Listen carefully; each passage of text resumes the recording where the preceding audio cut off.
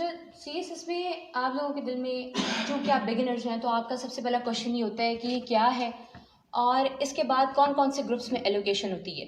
CSS FPSC का एक competitive examination है जिसमें एफपीएससी उन स्टूडेंट्स को या उन एस्पिरेंट्स को रिक्रूट करता है जिनके बारे में उनको यकीन होता है कि इनकी नॉलेज और इनकी आर्टिकुलेशन बहुत वेल है।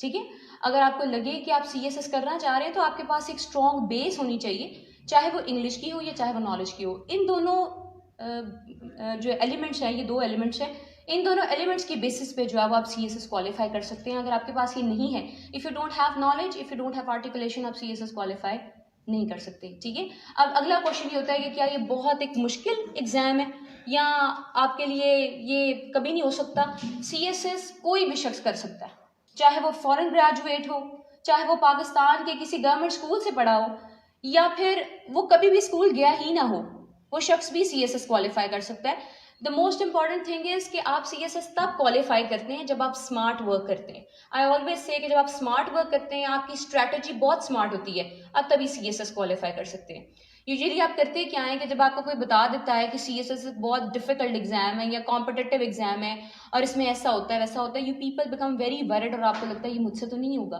क्योंकि आपकी जो स्ट्रेटेजी होती है ना वो बहुत गलत होती है प्रेपरेशन की। आपको लगता है इसमें हर रोज़ मुझे अखबार पढ़ना पड़ेगा, हर रोज़ मुझे मैगजीन्स पढ़ने पड़ेंगे और पता नहीं क्या क्या कुछ मुझे पढ़ने को जो है ना वो मिलेगा, इसके बाद ही मैं जाके सीएसएस क्वालिफाई कर सकूंगा, मैंने कोई 50-60 किताबें पढ़ी होंगी फिर ही मैं सीएसएस कर पाऊंगा। ये सारे के सारे मिथ्स हैं सीएसएस से रिलेटेड। सीएसएस में जो चीज़ रिक्वायर है वो ये कि आप एफपीएससी की वेबसाइट पे गिवन सिलेबस की तैयारी करें। देखें आप वहां पर करंट अफेयर्स का, आप एफपीएससी की वेबसाइट पे करंट अफेयर्स का सिलेबस देखिए, आपको अंदाजा हो जाएगा कि अफगानिस्तान का टॉपिक एफपीएससी ने अपनी वेबसाइट पे दिया हुआ है। क्योंकि ये मिथ है ना कि सीएसएस का कोई सिलेबस नहीं होता, सीएसएस का सिलेबस एफपीएससी की वेबसाइट पे मौजूद है। जो चीज़ रिक्वायर है वो ये कि आप सिलेबस को डिफरेंट डायमेंशंस में तैयार करें। Got it? आप डिफरेंट डायमेंशंस में सिलेबस को तैयार करें। अगर आपको लगता है कि एफपीएससी की वेबसाइट पे गिवन सिलेबस भी इनफ नहीं है तो फिर तो आप, इसका मतलब है कि मेच्योरिटी किस लेवल पे भी नहीं है कि यू पीपल अंडरस्टैंड। लेकिन मैं आपको ये सजेस्ट करूंगी कि आप वेबसाइट से, जहाँ से ये एक नया क्वेश्चन होता है ना एस्पिरेंट्स का कि फ्रॉम वेयर टू स्टार्ट, तो अगर आपने स्टार्ट करना है और आप बिगिनर हैं तो उसके लिए सबसे पहली ज़रूरी चीज़ ये है कि आप एफपीएससी की वेबसाइट को ओपन करके सिलेबस को देखें। ठीक, हर एक टॉपिक को देखें। अफगानिस्तान का टॉपिक है, अफगानिस्तान के टॉपिक पे वेल प्रिपेयर करने के लिए आपको हर रोज अखबार पढ़ने की जरूरत नहीं है। आप जो प्रिपेयर कर रहे होते हैं उसके लिए जरूरी है कि अफगानिस्तान पे आप 2 से 3 यूट्यूब की वीडियोस देखें, आपको अंदाजा हो जाएगा कि 1979 के बाद अफगानिस्तान की हिस्ट्री क्या रही है और इस वक्त अफगानिस्तान में क्या हो रहा है। उसके लिए आपको हर रोज अखबार पढ़ने के बजाय कोई अच्छा मैगजीन चूज कर लेना चाहिए या गूगल पे लिखना चाहिए अफगानिस्तान एंड पाकिस्तान, नीचे सारे आर्टिकल न्यूज सेक्शन में आए होते हैं, उनमें से कोई एक खोल के जो है वो कर लें। अखबार पढ़ने में प्रॉब्लम ये होती है कि मैं ये नहीं कहती कि आप ना पढ़ें, लेकिन मैं ये बताना चाह रही हूँ कि आपकी वेस्टेज ऑफ टाइम कितनी है। आप इतना टाइम वेस्ट करते हैं अखबार पढ़ने पे कि सारा अखबार पढ़ते हैं और उसमें जो रेलिवेंट चीज होती है ना, जिस चीज की रिक्वायरमेंट होती है एफपीएससी की तरफ से, वो आप पूरा नहीं करते। तो ये आप सबसे गलत तरीका है आपका। एक बिगिनर ने जब भी तैयारी शुरू करनी है उसे चाहिए कि सिलेबस को अपने सामने रखे और टॉपिक्स का आइडिया लेना स्टार्ट करे, चाहे वो यूट्यूब से ले, चाहे वो किसी बुक से पढ़े, चाहे वो किसी न्यूज़ के आर्टिकल को ओपन करे, जहां से वो चाहे वो ले। ठीक है, ये एक सेमिनार है बिगिनर्स के लिए और अगर आपका कोई क्वेश्चन है तो डू आस्क, अदरवाइज पर हम कंटिन्यू करेंगे मेरे एजेंडा के साथ। तो थोड़ा सा बिलाल पीछे रखिएगा, थोड़ा सा, इसको थोड़ा सा, बस इतना। हाँ जी, जैसे कि आपने कहा कि अगर आपके पास स्ट्रॉन्ग बेस नहीं है मतलब ऑलरेडी, तो मतलब it's not easy to qualify. अगर मतलब लेट्स सपोज मैं अपना बताऊं कि मैंने अभी तक सिर्फ सोचा ही है सीएसएस करने का, मतलब मैंने प्रिपरेशन ही स्टार्ट किया। अच्छा, एक स्टेप मतलब स्टार्ट करता है तो उसके लिए अब मेरे पास बेसिक नॉलेज भी नहीं है जो कि कंपलसरी सब्जेक्ट्स का है ना। हाँ जी, लेट्स सपोज करंट अफेयर्स हैं, पाक अफेयर्स हैं, बिलाल थोड़ा सा, ऐसे के जो रिसेंट टॉपिक्स हैं जो इम्पोर्टेंट है इनसे रिलेटेड मेरे पास नॉलेज नहीं। ठीक है। तो मुझे कौन सी स्ट्रेटजी अपनानी चाहिए कि मैं पहले अपने उन कंसेप्ट्स को स्ट्रॉन्ग करूं या बेसिक नॉलेज अपना बनाऊं, फिर अपने जो है ना ऑप्शनल सब्जेक्ट्स की तरफ आऊं? तो उसके लिए मुझे प्लान क्या करना चाहिए? आपका नेम क्या है? जमशेद। जमशेद, देखें अगर तो आप बहुत अच्छे बुक रीडर हैं, ठीक है, आपको लगता है कि मुझे किताबें ज़्यादा बेहतर समझाती हैं, तो फिर आपको चाहिए कि मास्टर्स लेवल की जो भी किताबें होती हैं ना सब्जेक्ट्स पे, वो पकड़ ले पहले। जैसे अगर आपका पॉलिटिकल साइंस आपका ऑप्शनल सब्जेक्ट है, इंटरनेशनल रिलेशंस आपका सब्जेक्ट है, करंट अफेयर्स है या पाकिस्तान अफेयर्स है, मास्टर्स लेवल की जो किताबें होती हैं ना, सबसे पहले आपको बेस बनाने के लिए उनको पकड़ना चाहिए। अगर आप वो किताबें पहले ही पकड़ लेंगे, जैसे जूड हरमन की किताब है, इसके अलावा फिलिप्स की बुक्स हैं, अगर आप वो पहले ही पकड़ लेंगे तो आपको आपके चूंकि बेस आपकी बिल्ड नहीं होगी, तो आपको डिफिकल्ट कंसेप्ट्स की कभी भी समझ नहीं आएगी। यूजुअली लोग वेस्टर्न फिलोसफर्स को पॉलिटिकल साइंस में मुश्किल किताबों से पढ़ते हैं या एफपीएससी की रिकमेंडेड बुक्स से पढ़ते हैं। रिकमेंडेड बुक्स पे हम तब जंप करते हैं जब हमें बेसिक आइडिया होता है। बेसिक आइडिया आपको सिंपल इंग्लिश में लेना चाहिए। जब आप सिंपल इंग्लिश में बेसिक आइडिया ले लेते हैं, उसके बाद आपके लिए बहुत आसान हो जाता है कि आप जंप करें towards analysis and towards articulation. ठीक है, तो मैं आपको सजेस्ट करूंगी, but I will take your question afterwards. मैं आपको सजेस्ट करूंगी कि सबसे पहले मास्टर्स की जो सिंपल बुक्स होती हैं उनसे आइडिया लें। अगर आपको लगता है कि I am not a good book reader और मुझे बुक्स पढ़ने का शौक नहीं, मुझे बेस बनानी है, just watch the YouTube videos, very very easy simple. आप वॉक्स देखें, स्टार्ट हेयर देखें, मैं लिखती हूँ यहाँ पे।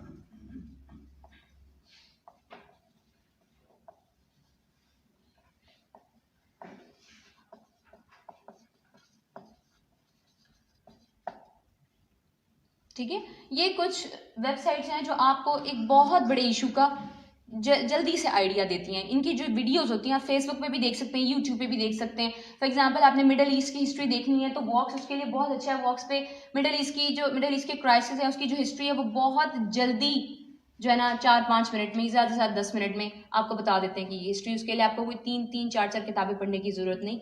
और सीएसएस करते हुए व्हाट आई फील के स्टूडेंट्स बहुत हार्ड वर्किंग है पाकिस्तान में, लेकिन उनका सबसे बड़ा प्रॉब्लम ये है कि दे वेस्ट देयर टाइम। आप बहुत ज़्यादा टाइम वेस्ट करते हैं क्योंकि आपको लगता है कि पूरा अखबार पढ़ूंगा फिर ही मैं सीएसपी बनूंगा, इससे पहले नहीं बन सकता। हाँ जी मैडम, आप बताएं पहले आफ्टर। आपके इसी क्वेश्चन से मेरे माइंड में एक बात है कि एक मिथ बनी है, जैसे आपने कहा कि हाँ। ये बहुत ज़्यादा पढ़ना पड़ता है, और ये सिर्फ हम चंद स्टूडेंट्स को नहीं, हमारे टीचर्स हमें ये बताते हैं कि आपको, अगर आप कहा करते थे क्या एफएससी के स्टूडेंट को 24 में से 25 घंटे पढ़ना है, जब एक चीज़ को आपने कंसिस्टेंसी से आपके माइंड में चीज़ बिठा दी जाती है तो उसके बाद स्टूडेंट इस चीज़ का प्रेशर तो लेता ही है कि मुझे पढ़ना है, या मुझे अखबार पढ़ना है, या मुझे मुख्तलिफ किताबें पढ़नी है। इस कॉन्सेप्ट को अपनी सोसाइटी से खत्म कैसे करें, क्योंकि हर चीज इस जहन में बैठ गई। हाँ, इस तरह के कंसेप्ट खत्म करने के लिए भी आर द पैरेंट्स ना। हम आपको, मैं खुद एज सीएसपी आपको एग्जांपल दे रही हूँ कि मैं मानती हूँ कि मैंने पढ़ा है, लेकिन जितना बर्डनाइज करके आपको समझाया जाता है ना कि सीएसएस को पढ़ना है, ऐसी कोई बात नहीं है, ऐसी कोई बात नहीं। ये एक्चुअली पता है क्यों कहते हैं, क्योंकि जब आप कंपटीशन में होते हैं हम कहते हैं ना कि आपको अपनी बेस बहुत स्ट्रांग बनानी पड़ेगी। बेस स्ट्रांग बनाने के लिए कुछ ना कुछ तो पढ़ना है ना। तो जो एक तबका पाकिस्तान में ऐसे है जिसे सीएसएस करने का शौक है लेकिन पढ़ने का शौक नहीं है, उन लोगों को समझाने के लिए हम जैसे लोग मजबूर हो जाते हैं फिर कहने पे कि आपको पढ़ना ही होगा। लेकिन जो मैच्योर लोग हैं और जिन्हें पता है कि थोड़ी बहुत स्टडी जरूरी है, वो सीएसएस को स्टडी कर सकते हैं। दूसरा, जब हम ये कहते हैं कि सीएसएस में बहुत ज़्यादा पढ़ना पड़ता है, तो एक हमारी साइकोलॉजिकल हमारा इशू ये होता है कि हम अगले को बर्डनाइज कर रहे होते हैं, परेशान कर रहे होते हैं सामने वाले को, लेकिन एक्चुअली स्मार्ट वर्क रिक्वायर है। आप उससे गलत अंडरस्टैंडिंग क्या लेते हैं कि मुझे 2 घंटे 3 घंटे में एक टॉपिक प्रिपेयर करना है, ठीक है, और कोई मुश्किल से मोटी सी किताब पकड़नी है जिससे मुझे प्रिपेयर करना है। सीएसएस में अगर आपको 2-3 मिनट की यूट्यूब वीडियो देखने से अफगानिस्तान की हिस्ट्री का आइडिया हो गया है, ठीक है, और इसके बाद आपको एक करंट मैगजीन पढ़ने से आइडिया हो गया कि अफगानिस्तान की करंट सिचुएशन क्या है और आगे फ्यूचर प्रोस्पेक्ट्स क्या होंगे, दैट्स इट। आपकी आर्टिकुलेशन, आपको इंग्लिश लैंग्वेज जो है उस पर थोड़ी बहुत कमांड है, आपको लिखना आता है, आपकी आर्टिकुलेशन ठीक है, तो बस आइडिया को अपने वर्ड्स में एक्सप्रेस कर दें, दैट्स इट। उसके लिए एक अफगानिस्तान पे अलहदा किताब लेकर आना, अमेरिका और पाकिस्तान के रिलेशंस पे अलहदा किताब लेके आना। अभी सीएसएस 2021 की क्वालिफायर है, मैं उनका नाम मेंशन नहीं करूंगी, नाम तब मेंशन करूंगी जब वो एलोकेट हो जाएंगे। उनसे परसों मेरी मुलाकात हुई थी, उन्होंने मुझे बताया कि उन्होंने 50 किताबें पढ़ी और फिर इसके बाद वो एक क्वेश्चन भी अटेम्प्ट करने के काबिल नहीं थी, तो उन्हें अंदाजा हुआ कि उनकी स्ट्रैटेजी ठीक नहीं थी। तो सीएसएस में स्ट्रैटेजी और टाइम मैनेजमेंट इंपॉर्टेंट है। मुझे अगर लगता है कि मुझे, for example I always say कि बायोलॉजी मुझे बिल्कुल भी पसंद नहीं है, ठीक है, लेकिन मुझे अगर हार्ड प्रिपेयर करना ही पड़ेगा तो मैं क्यों हार्ड पर एक अलग किताब लेके आऊँ, मैं क्यों ना यूट्यूब की 4-5 मिनट की वीडियो से अंदाजा कर लूँ कि हार्ट फंक्शनिंग कैसे करता है। तो डिजिटल रेवोल्यूशन के साथ साथ आपको भी अपने मेथड्स को जो है ना वो चेंज करना होगा, इनोवेटिव करना होगा। एक शख्स जिसे पता है कि स्मार्ट स्ट्रेटेजी क्या है, अब मुझे पता है कि अफगानिस्तान का टॉपिक आपको भी असाइन हो गया, मुझे भी असाइन हो गया, तो मैं अपना टाइम क्यों वेस्ट करूँ, मैं 1 घंटे में अफगानिस्तान प्रिपेयर कर लूंगी, आपको 1 हफ्ता लगेगा, क्योंकि आपको बताया गया कि आपको बहुत पढ़ना है। तो पढ़ना से मुराद नहीं, व्हाट इज योर आउटपुट। अगर आप 1 घंटे के बाद वही आउटपुट दे रहे हैं जो दूसरा शख्स 1 हफ्ते के बाद दे रहा है, तो फिर ये तो मेहनत हुई ना फिर। और सीएसएस में फिर ऐसी मेहनत रिक्वायर्ड नहीं है, सीएसएस में स्मार्ट वर्क रिक्वायर्ड है, इसलिए ये देखते हैं कि ठीक है। Any other question? मेरा ये सवाल है कि सबको ये चाम तो होता है कि हमें सीएसएस करना है, लेकिन किसी को ये नहीं पता होता कि हमें सब्जेक्ट्स क्या सिलेक्ट करने हैं, मतलब ऑप्शनल्स हमारे पास कंपल्सरी तो शुरू होते हैं, ऑप्शनल कैसे, और फिर हमें ये नहीं पता होता कि हमारे कौन से सब्जेक्ट हमें आगे मदद करेंगे। मतलब there are different jobs, like AC होता है, कोई डीसी होता है, कोई फॉरेन मिनिस्टर होता है, कोई कुछ होता है, तो इनके लिए कौन से सब्जेक्ट्स कैसे सिलेक्ट करने हैं, ये कैसे चूज करना चाहिए, हमें अपने जो पास्ट स्टडी होती है उसको कंसीडर करके अपने आगे लेके जाना चाहिए, या हमारा जो आगे फ्यूचर गोल है हमें उसको कंसीडर करते हुए अपने सिलेक्ट करना चाहिए सब्जेक्ट्स। और सब्जेक्ट सिलेक्शन जो होती है वो किस तरह पेयरिंग करनी चाहिए। अच्छा, आपका नाम क्या? माया। माया, देखें, ऑप्शनल सब्जेक्ट्स को सेलेक्ट करने के लिए सबसे इम्पॉर्टेंट क्राइटेरिया आपका इंटरेस्ट और आपकी कमांड होती है सब्जेक्ट पे। देखें, अगर मेरे किसी फ्रेंड ने, मैं बार बार कहती हूँ, स्टैटिस्टिक्स रख लिया और उसकी डिग्री स्टैटिस्टिक्स में थी, तो मैं उसे देख कर स्टैटिस्टिक्स नहीं रख सकती, ठीक है। और हो सकता है कि वो शख्स जिसने स्टैटिस्टिक्स रखी और उसकी डिग्री स्टैटिस्टिक्स में ना हो, वो ज्यादा मार्क्स ले जाए as compare to that person जिसकी डिग्री स्टैटिस्टिक्स में थी। तो ये डिपेंड करता है कि आप एफपीएससी की दिए गए सिलेबस पे टॉपिक्स को जरा गौर से ऑब्जर्व करें। आप पूरा 1 दिन लगाएं। आई ऑलवेज से कि कम से कम 1 या 2 दिन स्पेंड करें सिर्फ ये समझने में कि इन सब्जेक्ट्स में से कौन सा सब्जेक्ट ऐसा है जिस पे मेरी कमांड होगी, ठीक है। अगर आपको लगता है आप कश्मीर पे बोल ही नहीं सकते या कुछ लिख नहीं सकते, व्हाई टू चूज कश्मीर, ठीक है। अगर आपको लगता है मैंने अकाउंटिंग्स कभी नहीं पढ़ी, मैंने इकोनॉमिक्स कभी नहीं पढ़ी, स्टैटिस्टिक्स मेरा सब्जेक्ट ही नहीं है, इसका मतलब वो तो सारे उनके आगे क्रॉस है। हाँ, अगर ब्रिटिश हिस्ट्री आपने कभी नहीं पढ़ी लेकिन आपको हिस्ट्री में से एक हिस्ट्री सिलेक्ट ही करनी है, तो आप फिर ब्रिटिश हिस्ट्री, यूके मतलब ब्रिटिश हिस्ट्री, यूरोपियन हिस्ट्री और यूएस हिस्ट्री का सिलेबस सामने रखें, मुस्लिम हिस्ट्री का सिलेबस सामने रखें और सिलेबस के टॉपिक्स को ऑब्जर्व करें कि क्या ये टॉपिक्स हैं जिनमें मुझे कोई 30% नॉलेज हो या मुझे कोई अंदाजा हो। वरना एक दफा उनकी कंटेंट लिस्ट कोई अच्छी बुक से या इंटरनेट पे कोई कंटेंट हो तो आप थोड़ा बहुत उसे ऑब्जर्व करें, इसके बाद आपको खुद ही अंदाजा हो जाएगा कि मुझे इस सब्जेक्ट के साथ जाना चाहिए, क्योंकि आपको जो वाइब्स आती है ना अंदर से किसी सब्जेक्ट के लिए, वो कभी रॉन्ग नहीं होती। मुझे बहुत सारे लोगों ने कहा आप यूएस हिस्ट्री सेलेक्ट करें, लेकिन I went for the British history, क्योंकि मुझे लगा कि ब्रिटिश हिस्ट्री का सिलेबस बेशक बहुत लेंथी है, 1000 साल और 100 साल आप कंपेयर तो नहीं कर सकते ना। अब यूएस हिस्ट्री के 100 साल और यहाँ के 1000 साल, लेकिन मैंने 1000 साल पढ़ने को तरजीह दी क्योंकि मुझे अंदाजा है कि मेरा इंटरेस्ट भी है और मैं वो सब्जेक्ट सेलेक्ट करूं जिसमें मैं लिख भी कुछ पाऊं।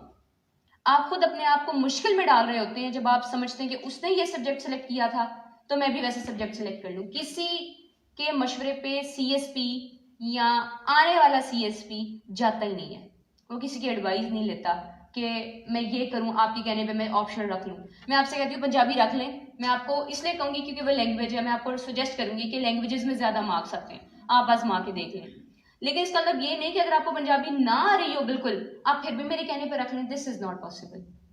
अपना इंटरेस्ट देखना है, अपनी कैपेबिलिटी देखनी है, और अगर आपको लगे कि मैंने डिग्री के दौरान इतना अच्छा पढ़ा है कि मुझे ये हेल्प करेगा, तो फिर अपनी डिग्री को भी आपकी डिग्री भी मैटर करती है तब जब आपको लगे, ठीक है। मैंने लॉ किया, इसके बाद मास्टर्स पॉलिटिकल साइंस मैंने सिर्फ इसलिए किया क्योंकि मैंने आगे सीएसएस में पॉलिटिकल साइंस को एज अ सब्जेक्ट ऑप्ट करना था। मैंने कहा पहले मैं मास्टर्स की बुक से बेस बना लूं, इसके बाद मैं फिर आगे जाके ये जूड हरमन की और बाकी बुक्स को पढ़ना स्टार्ट करूंगी। ये मैंने इंटेंशनली किया, यानी मैंने सीएसएस की बुक्स पहले पकड़ी, मुझे अंदाजा हुआ कि ये तो बहुत मुश्किल है, अगर मैं वेस्टर्न फिलोसफर्स, मुस्लिम फिलोसफर्स पढ़ना शुरू करूंगी मुझे कभी भी इतनी मुश्किल रिकमेंडेड बुक्स है तो समझ नहीं आएगी, तो इसलिए ज़रूरी है कि पहले मैं नरम नरम सी आसान सी किताबें पकड़ूँ। आसान किताबें मुझे अंदाजा हुआ कि मास्टर की हैं, तो फिर मास्टर कर लो बैठे बैठे, या मैंने मास्टर्स को पढ़ना ही है तो इसलिए मैंने CSS की वजह से मास्टर्स किया, मास्टर्स की वजह से मैंने CSS में पॉलिटिकल साइंस नहीं रखी। तो आपकी डिग्री मैटर नहीं करती, डिग्री मैटर नहीं करती, मैटर ये करता है जब आप किसी सब्जेक्ट को डील करते हैं, किसी सब्जेक्ट पे प्रिपेयर कर रहे होते हैं कुछ, तो क्या आपकी प्रिपरेशन इतनी स्ट्रांग है कि you give competition to other aspirants. आपने मुकाबला करना होता है, तो क्या आप कंपटीशन दे सकते हैं या नहीं दे सकते, इट ऑल डिपेंड्स। ठीक है, एनी अदर क्वेश्चन? मैम जैसे आपने कहा कि अगर CSS एस्पिरेंट कोई न्यू आ रहा है, ठीक है, और उसको सब्जेक्ट स्ट्रेटजी वगैरह जो भी जी। PSC की वेबसाइट है वहाँ पर जाए और ऑप्शनल सब कुछ देख ले, हाँ। ठीक है, एग्जामिन कर ले चीज़ को। उसने अब जो ऑप्शनल थे और कंपल्सरी उसने वो सब्जेक्ट्स तो देख लिए, लेकिन अब उसकी जो इनिशियल स्टेज है वो इतनी मतलब इम्प्रूव नहीं है, उसे अभी उस पर काम करने की नीड है, और जो उसकी कैपेसिटी है, कैपेबिलिटी है, वो इतनी है कि वो एक पेज भी हाथ से नहीं लिखा, तो उसके लिए उसकी स्ट्रेटजी कैसे होनी चाहिए? उसे फिर अपने डे को डिवाइड करना चाहिए, अपने डेज को, ऑल्टरनेटिव डेज को डिवाइड करना चाहिए। उसे एक दिन इंग्लिश ग्रामर पे देना चाहिए और उसी दिन लिखना भी चाहिए, दूसरा दिन जनरल नॉलेज के लिए रखना चाहिए, व्हाट आई फील। क्योंकि अगर बेस बिल्ड करनी है ना इस लेवल पे आके, एक तो होता है ना कि आपने 5-6 साल की प्लानिंग की होती है, या मुझ जैसे लोग होते हैं जिन्होंने बचपन से प्लानिंग की होती है, जो बाकी लोग होते हैं जिन्हें अचानक ये ख्याल आता है, उनकी बेस भी बिल्ड नहीं होती। मेरी उनके लिए सजेशन है कि 5 से 6 महीने उन्हें डेली बेसिस पे ग्रामर पढ़नी चाहिए। ठीक है, अगर डेली नहीं पढ़नी तो इस तरह होना चाहिए कि मंडे को for example you are preparing for grammar and you are writing any piece, तो सेकंड डे आपको जनरल नॉलेज जैसे करंट अफेयर्स हैं, पाकिस्तान अफेयर्स हैं, इस्लामियात है, इन्हें पढ़ना चाहिए। और एक दिन हफ्ते में ऐसा जरूर होना चाहिए जिस दिन आप इंग्लिश ऐसे लिखें, जरूर होना चाहिए। मैं ये बार बार कहती हूँ, this is a game for those who right. ये उन लोगों की गेम नहीं है जो सिर्फ पढ़ते हैं, ये उनकी गेम है जो थोड़ा पढ़ लें लेकिन उन्हें लिखना आता हो। तो लिखना बहुत जरूरी है, बाकी सारी बातें गैर जरूरी हैं, लिखना बहुत जरूरी है। ठीक है, आपको लगता है ये मैंने बहुत पढ़ लिया है तो मुझे लिखना भी आ जाएगा, लिखना पढ़ने से नहीं सिर्फ आएगा, लिखना लिख कर ही आएगा। You have to write. तो मैं आपको ये बताऊं कि जिस शख्स की बेस नहीं है और उसने स्टार्ट करना है, उससे एक दिन ग्रामर को प्रॉपर ग्रामर को, जिसमें एक्टिव पैसिव हो, डायरेक्ट इनडायरेक्ट हो, जिसमें टेंसेस हो, पंक्चुएशन हो, ग्रामेटिकल मिस्टेक्स हो, कॉमन एरर्स हैं वो हो, पार्ट्स ऑफ स्पीच हो, इसके अलावा जेरेंट क्या होता है, पार्टिसिपल क्या होता है, हम ईडियम्स को किस तरह इस्तेमाल करते हैं, GRE वर्ड लिस्ट में वोकेबलरी का यूज किस तरह करते हैं, ये सब कुछ होना चाहिए। ठीक है, एक दिन। और इसके बाद रात को कम से कम 8-9 बजे 1 घंटा लिखने के लिए भी होना चाहिए, जो कुछ पढ़ा था उसे लिखने के लिए भी। उर्दू से इंग्लिश ट्रांसलेशन कैसे होती है, इंग्लिश से उर्दू कैसे होती है, ये सब कुछ सीखना चाहिए। सेकेंड डे उसको करंट अफेयर्स, पाकिस्तान अफेयर्स, इस्लामियात, ऑप्शनल सब्जेक्ट्स के लिए रखना चाहिए, अगर उसने बेस बिल्ड करनी है तो। और उसकी 5-6 माह बाद जमीन आसमान का फर्क आ जाएगा। कुछ स्ट्रेटजी ऐसी भी होती है, जैसे वो डेली रूटीन पे कोई सजेस्ट करता है कि डेली रूटीन पे काम करनी है, करनी है, और उसमें जो करंट सिचुएशन आ रही है उसके देखिए, जिस लेवल पे आप आके बैठे हो ना, इस लेवल पे मैं आपको ये नहीं कह सकती कि एक दिन में 10 लफ्ज़ कर लो, अगले दिन 10 लफ्ज़ कर लो, ये आपका लेवल नहीं रहा। ठीक है, 10 लफ्ज़ वाला तो लेवल रहा ही नहीं। आपको ज़रूरत ये है कि आप एक दिन में ज़्यादा वर्ड्स करें और एक दिन छोड़ के वो जितने सारे वर्ड्स किए थे उन्हें रिवाइज करें और इसके साथ और भी वर्ड्स करें। और सिर्फ वोकेबलरी याद करने से कुछ नहीं होता। वोकेबलरी आप उसे कह सकते हैं कि वो एक रिटेंटिव मेमोरी जिसकी बात है ना, आप उसे मेमोरी में रख नहीं सकते। रोड लर्निंग कर सकते हैं, 5000 लफ्ज आपको याद करने को कहा जाए, you people have so sharp memory, आप कर लेंगे 5 दिन में, आप 5000 लफ्ज भी याद कर लेंगे। ठीक है, लेकिन छठे दिन आपको कुछ भी नहीं याद होगा कि मैंने क्या किया था। वो 1 पेपर की है तो ये फॉर्मूला अप्लाई हो जाता है कि 1 पेपर में आप प्रिपेयर कर लें सारी वोकेबलरी, रोड लर्निंग कर लें। लेकिन CSS एक लॉन्ग टर्म प्रोसेस है और इसके लिए आपको ना सिर्फ लफ्ज को याद करना है, याद रखना भी है। तो याद रखने, कैसे याद रखूं? याद रखने का एक ही तरीका है, मैं उसे लिख कर देखूं और बार बार लिख कर देखूं। तो जो आपको पीस ऑफ राइटिंग का कहा है ना कि आप रात को लिखें, वो वही लिखना है जो सारा दिन याद किया था। ईडियम्स याद किए तो ईडियम्स को लिखें, सेंटेंसेस बनाएं। अगर आपने वर्ड्स याद किए तो वर्ड्स के सेंटेंसेस बनाएं। जब तक आप लिखेंगे नहीं ना, आपको इंग्लिश ग्रामर नहीं आएगी। अगर ये ओरल कोई कंपटीशन होता तो मैं आपसे कहती कि just try to improve your fluency, लेकिन ये बात ओरल तो बात की बात है, पहले रिटन से गुजरना ही बहुत बड़ा मसला बन जाता है उन लोगों के लिए जिनका स्मार्ट वर्क नहीं होता।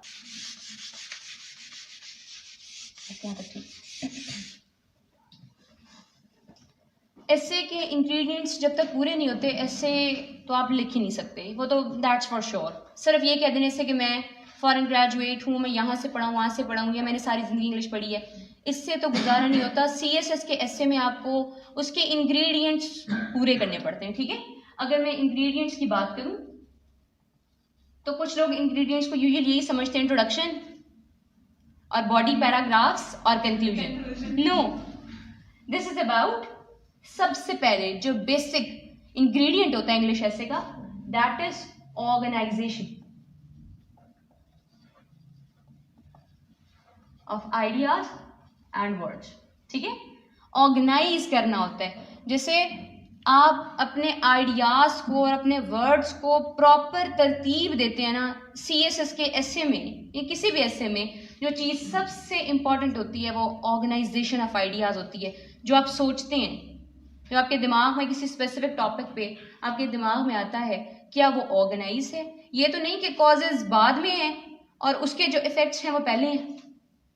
Organisation is important. Number 2, structuring, जिसे हम स्ट्रक्चर कहते हैं। स्ट्रक्चर के बगैर ऐसे बिल्कुल इनकम्प्लीट है एंड वो स्टूडेंट्स फेल कर जाते हैं ऐसे को जो कि स्ट्रक्चर नहीं बिल्ड करते। स्ट्रक्चर इस पे एक बहुत बड़ी, ये तो बहुत मतलब ये ऐसे पे लेक्चर तो नहीं है, लेकिन अदरवाइज अगर होगा तो मैं ज़रूर आपको समझाऊंगी कि स्ट्रक्चर क्या चीज़ है।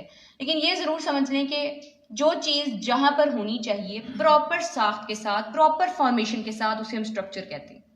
पैराग्राफ का अपना स्ट्रक्चर होता है, आउटलाइन का अपना स्ट्रक्चर होता है और हर स्ट्रक्चर इंपॉर्टेंट होता है। आप ये नहीं कह सकते कि थीसिस स्टेटमेंट की जो पोजीशन है उसे वहां से उठाकर आप कहीं और रख दें।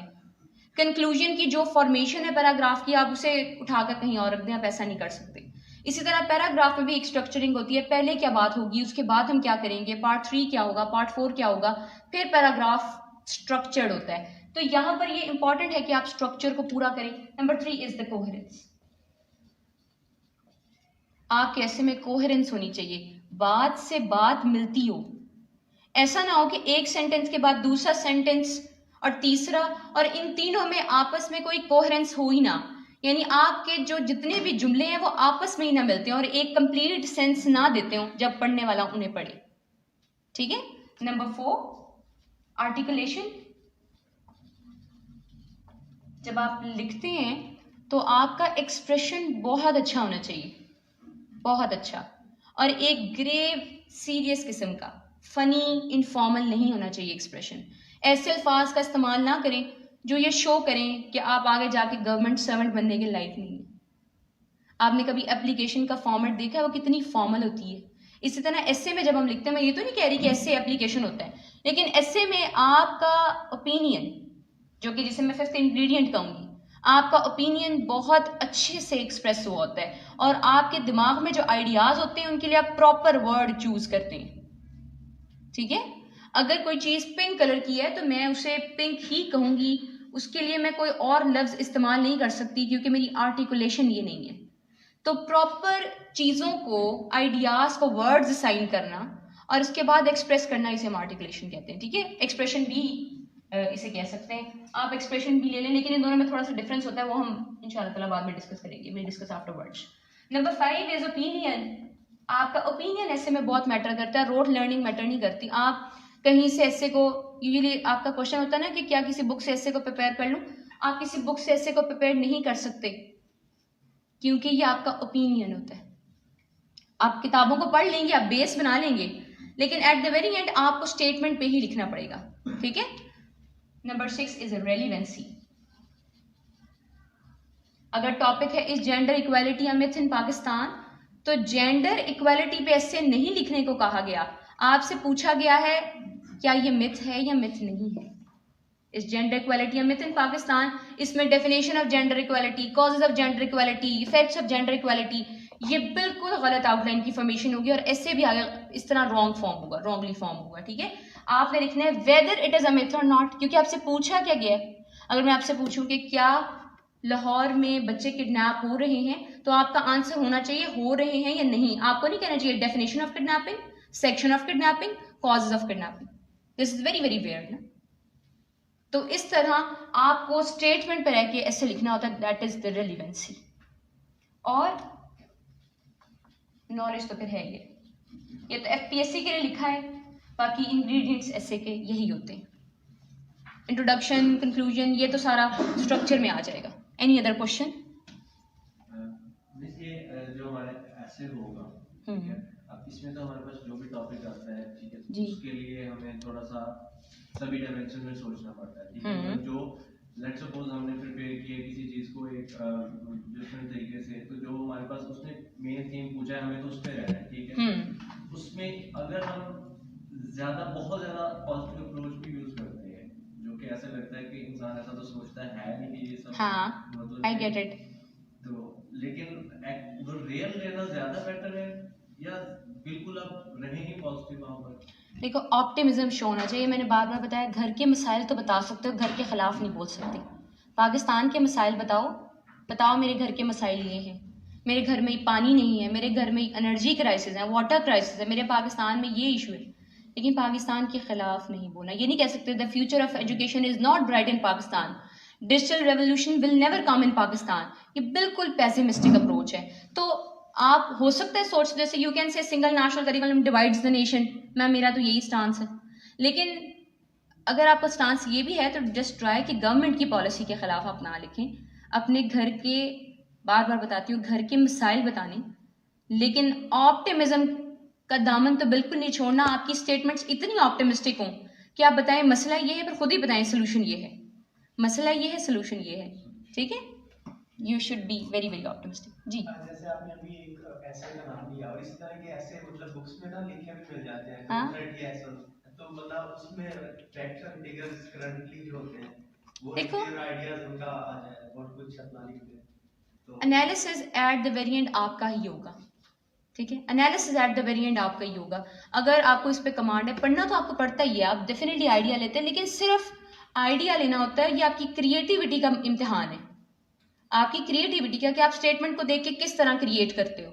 अगर आपको वहां पर रोट लर्निंग की होगी, आपने टिपिकल आउटलाइन तैयार की होगी, तो आप मोल्ड नहीं कर सकेंगे। देखिए, आपने तैयार कर लिया ना जेंडर इक्वालिटी, अगर टॉपिक वही आ गया जेंडर इक्वालिटी या पॉपुलर स्लोगन, तो फिर जेंडर इक्वालिटी पे सिर्फ ऐसे नहीं है, पूरी एज अ होल देखो ना स्टेटमेंट को, जेंडर इक्वालिटी या पॉपुलर स्लोगन।